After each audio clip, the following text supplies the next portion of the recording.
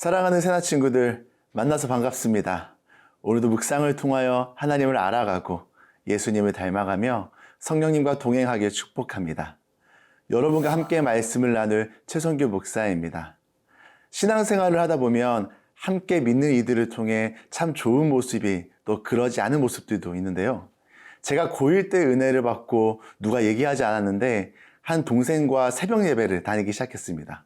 그런데 그게 소문이 나기 시작하면서 갑자기 학생의 친구들이 함께 새벽을 깨우며 기도했던 좋은 예가 있는데요. 오늘 말씀을 통해서도 좋은 모습과 또 닮지 말아야 할 모습을 엿볼 수 있습니다. 어떤 모습일까요? 말씀을 통해 함께 살펴보고 싶습니다. 오늘의 주제는 좋은 예, 나쁜 예입니다. 오늘의 말씀은 사무엘상 2장 12절에서 21절입니다.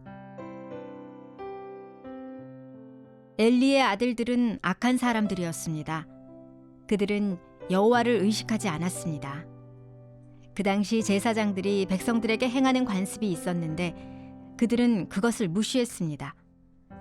누구든 제사를 드리고 그 고기를 삶을 때는 제사장의 종이 3살 달린 갈고리를 가져와서 그것으로 냄비나 솥이나 큰 솥이나 가마에 찔러 넣어 찍혀 나오는 대로 제사장이 고기를 갖는 것이었습니다. 실로에 올라오는 모든 이스라엘 백성들에게 그렇게 했습니다. 그리고 기름이 태워지기 전에 제사장의 종이 제사 드리는 사람에게 와서 제사장에게 구워드릴 고기를 주십시오. 그는 삶은 고기보다는 날 것을 원하십니다. 하고 말하곤 했습니다.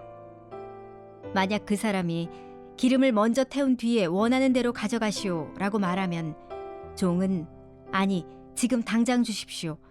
그러지 않으면 내가 강제로 빼앗겠습니다. 라고 대답했습니다. 이렇듯 엘리 아들들의 죄는 여호와 보시기에 너무나 큰 것이었습니다. 그들이 여호와의 제사를 업신여겼기 때문입니다. 한편 소년 사무엘은 고운 삼배 에봇을 입고 여호와를 섬겼습니다.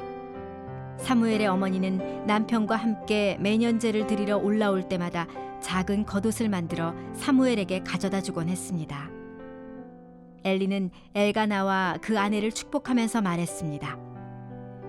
기도로 얻은 아이를 여호와께 바쳤으니 여호와께서 이 아이를 대신할 자식을 주시기를 빕니다. 그들은 이렇게 기도를 받고 집으로 돌아갔습니다. 여호와께서 한나에게 은혜를 베풀어 주셔서 한나가 임신을 했습니다. 그래서 3 아들과 2 딸을 낳게 됐고 어린 사무엘도 여호와 앞에서 잘 자랐습니다. 12절 말씀 함께 읽겠습니다. 엘리의 아들들은 악한 사람들이었습니다. 그들은 여호와를 의식하지 않았습니다. 엘리 제사장의 아들들이 등장하는데요. 이들의 이름은 홈니와 비느하스입니다.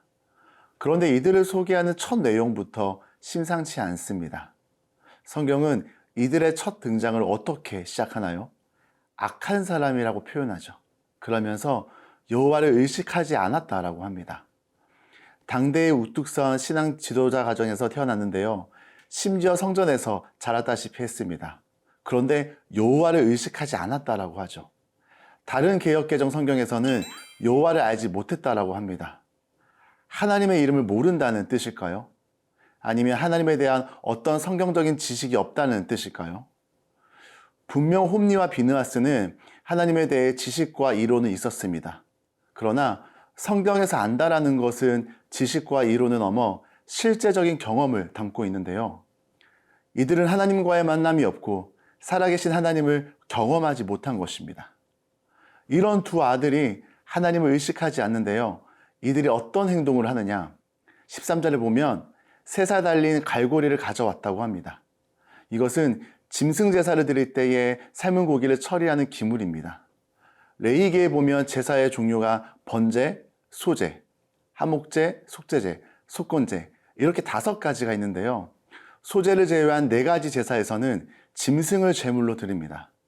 그 중에 제사장이 취할 고기가 정해져 있습니다. 그런데 고기를 삶을 때에 갈고리로 휘저어서 걸려 나오는 것을 가져갔다라는 것이죠. 여호와께 드리는 제물을 처리하면서 갈고리에 걸려 나오는 고기 중에 가장 좋은 것을 자기 마음대로 가져갔다는 의미입니다. 계속해서 살펴보면 15절에 기름이 태워지기도 전에 고기를 달라고 요청하죠. 사실 기름이 붙어있는 고기가 맛은 있거든요.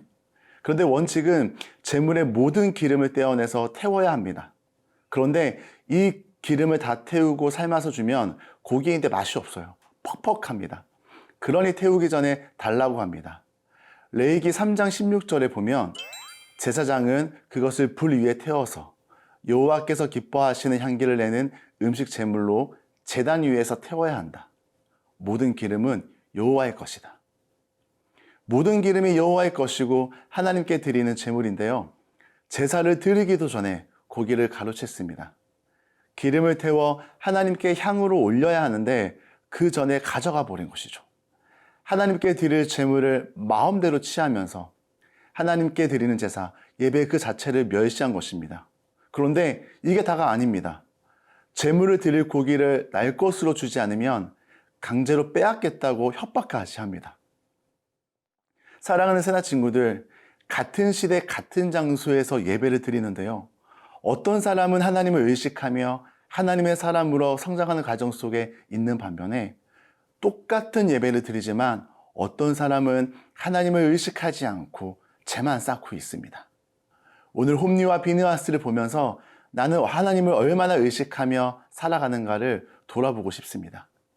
우리가 주일 예배에서만 아니면 큐티 할 때만 하나님을 의식하는 것이 아니라 일상에서 하나님을 의식하며 하나님 앞에서 자라가는 우리 새나 친구들이 되길 축복합니다.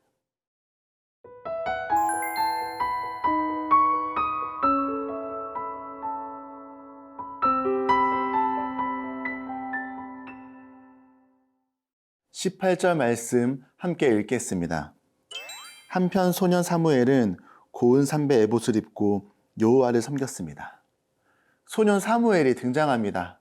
그런데 엘리의 아들들과는 너무 대조적인 반응을 볼 수 있는데요.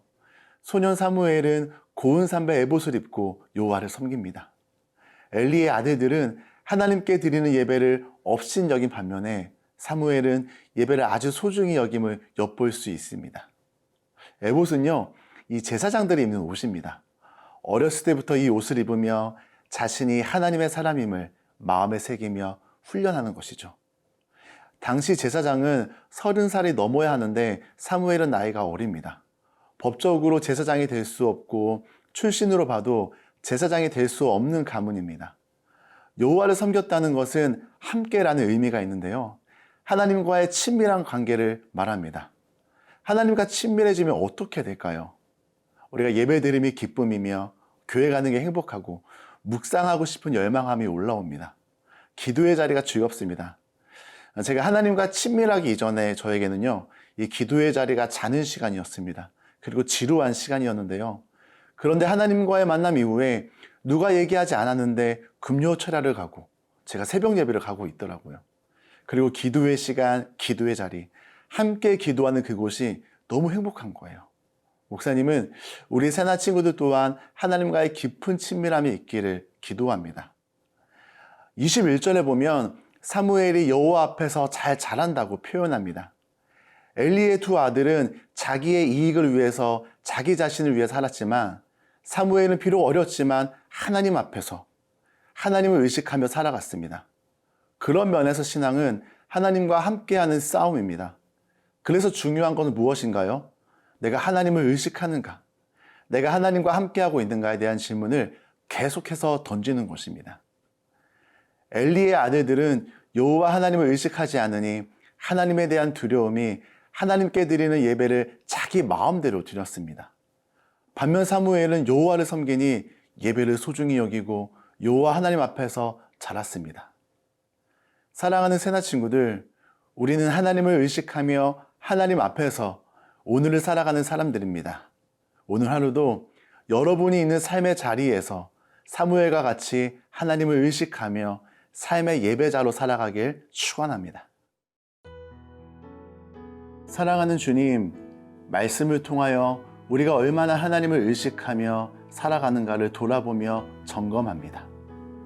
묵상의 자리, 예배의 자리에서만 하나님을 의식하는 것이 아닌 매 순간 삶의 자리에서 하나님을 의식하며 일상의 예배자로 살도록 도와주세요.